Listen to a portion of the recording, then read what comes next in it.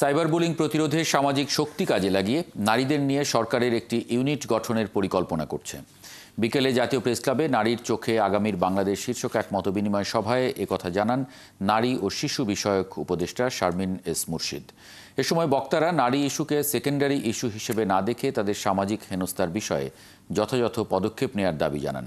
মতবিনিময় সভায় বক্তারা দাবি করেন, আন্দোলন সংগ্রামে নারীদের উল্লেখযোগ্য ভূমিকার পরও গণ অভ্যুত্থানের পর রাজনৈতিক উদ্দেশ্যে তাদের নিয়ে নানা ধরনের বিতর্ক ছড়ানো হচ্ছে।